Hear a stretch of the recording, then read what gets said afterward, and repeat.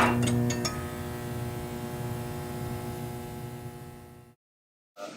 Halo. Jadi gimana kabar kalian?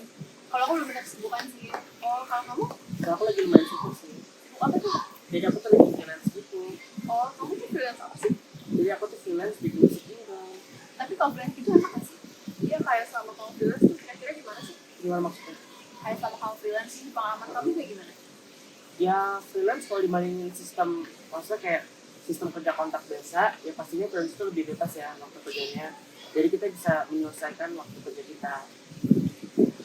Oh, tapi pasti resikonya lebih besar ya, soalnya kan penghasilannya nggak tetap. Ya benar banget. Jadi kadang-kadang kita bisa untung, tapi kadang-kadang bisa sepi job. Ya biasalah. Emang kalau freelance gitu sistemnya gimana? Ya jadi sistemnya simpel sih. Jadi ada website namanya Fiverr. Nah dari situ tuh aku memasarkan jasa yang aku jual itu ke orang. Nah nanti kalau ada orang yang tertarik sama yang jasa yang aku jual, orang itu bisa langsung mengkontak aku lewat akun Fiverr itu. Nah setelah itu ya kita bahas nih produknya mau kayak gimana, jualnya mau kayak gimana gitu. Oh, nah kalau gitu berarti kamu dapat penghasilannya gimana? Ya penghasilannya sih ya nanti kalau kita udah setuju nih harganya mau berapa dan kalau produk udah selesai, nah itu baru aku dapat duit yang dari kita setuju itu. Oh, Tapi kalau freelance itu sebenarnya untungnya besar gak sih? Ya lumayan besar sih karena kan pengeluarannya nggak banyak ya, paling cuma laptop, habis itu ada beberapa aplikasi tuh yang berbayar, makanya paling makan sih. oh iya. Oh, berarti kalau gitu kekurangan dan kelebihannya tuh apa? Ya kelebihannya ya pasti kita sistem kerjanya, waktu kerjanya tuh jadi bebas. Nah cuma kekurangannya adalah penghasilan kita tuh jadi nggak tetap, kadang-kadang bisa untung banget tapi kadang-kadang tuh bisa kalau udah rendah tuh rendah banget. Oh, mungkin ya, biar pasar kamu nggak rendah banget. Oh, bisa tambahin promosi kamu. Bisa juga sih karena jujur aja ya selama ini tuh aku belum banyak promosi. Oh, Iya. Tapi kalau dilihat ternyata prospeknya freelance ini menarik banget ya. Tergantung kitanya aja mau nyesuaiin kerjanya tuh kayak gimana. ya benar-benar. Tapi ngomong-ngomong kan tadi kamu bilang kamu freelance di Jingle. Nah Jingle itu kayak iklan gitu, kayak Shopee. Oh iya, bener-bener kayak iklan Shopee yang Shopee TV gitu Oh, loh. iya. Iya, Oh kayak iya, gitu. ngomong-ngomong tentang Shopee tuh juga mereka gampang banget diinget ya.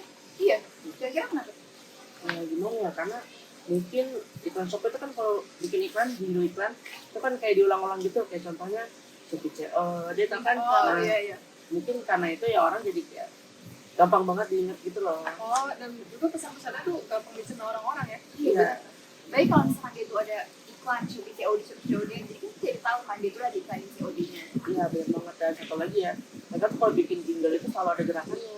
Oh iya, dan gerakannya tuh gampang banget ditiru. Iya, benar. Dan kalau aku lihat ya, gerakannya tuh asik gitu loh, kayak ngikutin senam. Oh iya.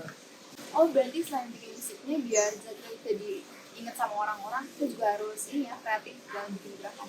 Bener banget, dan juga kita kan lagi belajar tentang irama tuh di PJOK.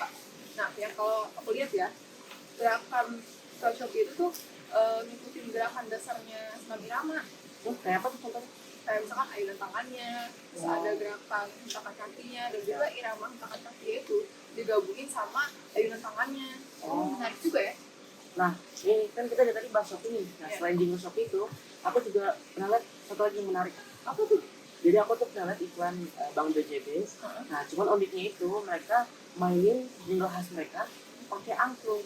Oh jadi mereka tuh mainin jinglenya BJB tapi pakai angklung. Iya. Iya. Oh yang ngomong-ngomong soal aku nih, kalian tahu gak sih aku itu dari mana? Tahu lah, Jawa Barat kan? Iya, tapi tuh ada sejarah uniknya. Sabar deh, aku waktu itu Apa sih? Betul ya. Nah, gini. Jadi, pada abad ke-7, di wilayah Jawa Barat, ada seorang petani yang sedang main di kebunnya. Nah, ketika mendengar bambu bergerak karena tiupan angin, si petani ini mencoba untuk menciptakan suara serupa dengan bambu yang berbeda ukuran. Oh. Jujur aku baru tahu sih itu. Kamu udah baca dari mana sih? Aku baca dari Twitter gitu lah. Oh. Tapi kan ya tadi kita udah ngomongin aspek musiknya sama aspek tariannya tuh buat jingle. Nah selain aspek itu tuh ada aspek lain nggak sih yang harus kita perhatiin juga? Nah, ada aspek lain juga nih yang harus kita perhatiin selain dari aspek musiknya dan aspek gerakannya, yaitu adalah aspek legalnya. Oh, kayak copyright atau hak cipta gitu ya? Iya. Malah aku tahu ada satu brand yang pernah kena masalah hak cipta karena dia pakai lagu orang lain tapi dia nggak minta izin. Nah, iya bener banget tuh. Apa ya brandnya waktu itu? Itu apa sih? Brand V. Oh, Eh. jangan sebut brand, jangan sebut brand. Kira-kira setahu aku kan ada kira-kira murah anjir.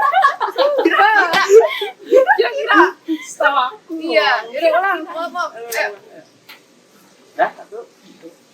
Nah, ada hal lain juga nih yang harus kita perhatiin selain dari aspek musik.